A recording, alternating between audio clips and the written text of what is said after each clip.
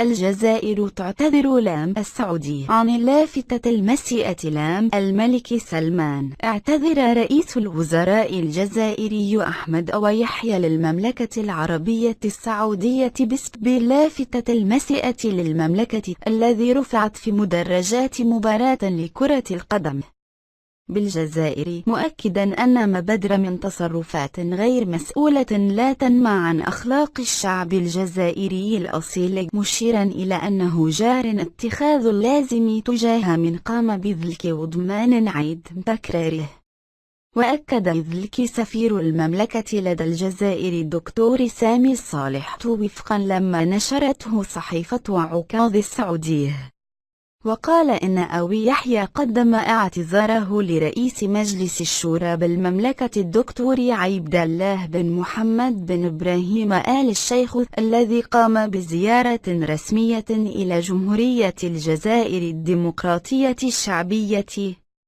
وكان عدد من الجزائريين قد أبدوا استياءهم من ذلك التصرف، مؤكدين تأثر نسبة كبيرة من العرب والمسلمين بالحملات المسعورة من قبل إعلام مغرض لتشويه صورة المملكة وتهميش دورها الريادي في قيادة الأمة، لافتين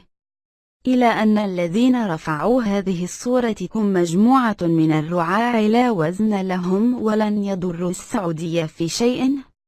من جهته أعلن وزير العدل الجزائري الطيب لوح فتح تحقيق في واقعة رفع اللافتة المسيئة للمملكة بملعب مدينة عين مليلة في محافظة أم البواقي بالشرق الجزائري.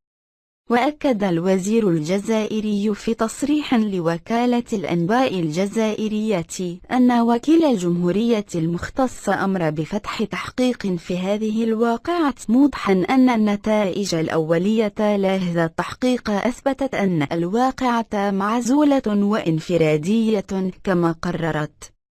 الرابطة الوطنية لكرة القدم تسليط عقوبة ضد ملعب المدينة التي رفعت فيها اللافتة بإجراء مقابلات رياضية دون جمهور. وأشار الوزير الطيب إلى أن الجزائر والسعودية بلدان شقيقان تربطهما علاقات تاريخية توطدت عبر مر السنين وتتميز بأواصر الأخوة والقرب والتعاون والتضامن، وشدد على أن الشعب الجزائري المتشبع بقيم الوفاء والإخلاص ليس من شيمه وخصاله الإساءة إلى أشقائه، خصوصا من سانده ودعموه أثناء ثورته التحريرية لاستعادة سيادته الوطنية، مذكرا في هذا الإطار بأن خادم الحرمين الشريفين الملك سلمان بن عبد العزيز الذي كان يشغل منصب أمير منطقة الرياض سنة 1956 كان على رأس صندوق التضامن الذي أنشأه الملك الراحل سعود بن عبد العزيز تضامنا مع الشعب الجزائري ودعما له في ثورته التحررية ضد الاستعمار.